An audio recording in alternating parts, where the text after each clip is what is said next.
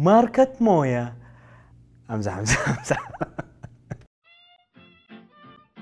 الفول اهم وجبة في سفرة رمضان، بس المشكلة انه ما بيتاكل، يروح الطابور مع الحر والقرف وساعتين نص يوم ويضيع انه يروح يشتري فول بس ما ياكلوه.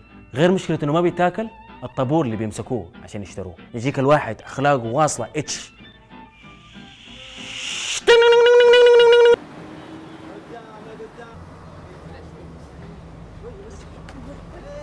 مستعد يتضارب مع اي شيء بس تعدي.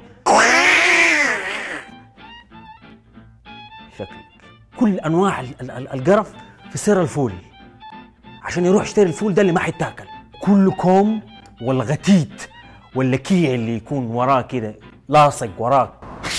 رحمك الله. شكرا.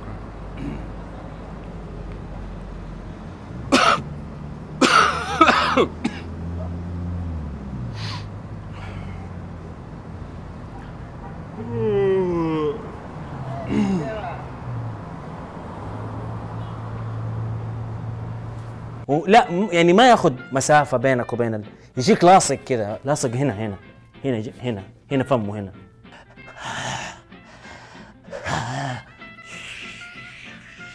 يعني ماني فاهم ايش المشكلة، يعني لو اخذت لك كذا يعني شبر وكح براحتك، لازم تحصل البني ادم ده في كل طابور. لا واللي يفجرك ويقهرك من جد يوصلك اتش اللي يجيك واصل في الطابور حق الفول.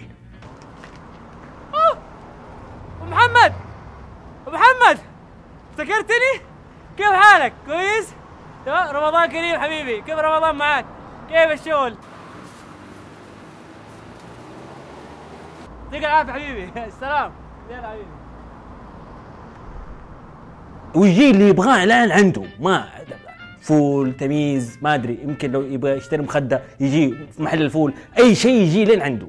في مغربيه رمضان الفوال طال عمره، وليل 50 طابور، تحصل طابور راح للفول وطابور راح للتمييز بس كذا بيكسر، وطابور جاي رايح ما ادري القلابه يمكن، وطابور جاي من فوق السياره كذا ونازل وما ادري رايح البيت. رمضان اللي فات كان مليء بالمجاغات، يعني خاصه في الثلث الاخير من الليل في برنامج مجاغات حليمه، مسلسلات حليمه.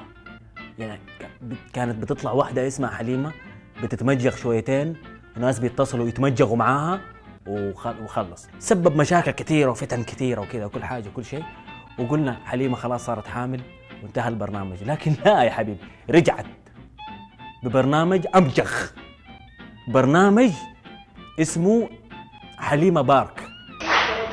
يلا زيكو صد الكل، يلا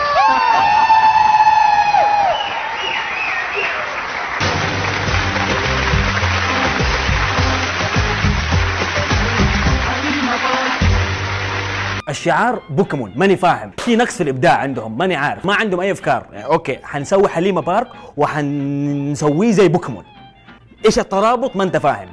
ملاهي ماني شايف ترابط، ما ادري متوحم على بيكاتشو مثلا، يعني ماني فاهم. يعني الا اذا كان حطينا حليمه جوه كوره بوكيمون واطلقناها وطلعت حليمه مطوره ممكن.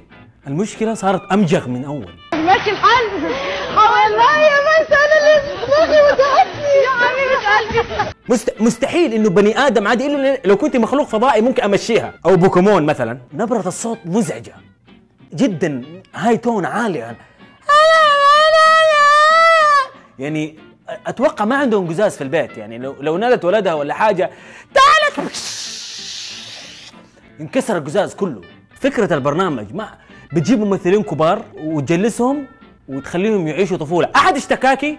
احد قال لك انه ناقص طفولة ولا ما عاش طفولته؟ لو انت جالسة طفلة خليكي طفلة لحالك، افتحي بارك العبي فيه انت لحالك. اما سوي لها حليمة بارك وتجيب الناس يلعبوا سكوتر ومدري ايش ويقعدوا يمثلوا بوليس وحرامي، ايش تبغي انت؟ ايش اللي ممثلين كبار يعجبوني الاقيهم يلعبوا سكوتر. والله يا وصاروا يتمجغوا كلهم، كل الضيوف. والله مو حلو اللي قاعد يصير في البني ادمين. تجيبي ضيوف عندك يتمجغوا معاكي، مو كفايه مجاغتك معبي الدنيا، تحط الغاز انه بتركب صورتها، مره فرحانه بنفسك، مره حليمه بارك ايش اللي يا حليمه؟ ايش اللي؟ نهايه الحلقه يا جماعه زي ما انتم سبسكرايب، واللي ما شاف الحلقه اللي فاتت يشوفها، وارسلوا لي المشاهد دي اللي تقهر الاشليات الرمضانيه ترى كترت. الله يخليكم ارسلوا لي هي. واخر شيء بقول لكم السلام عليكم.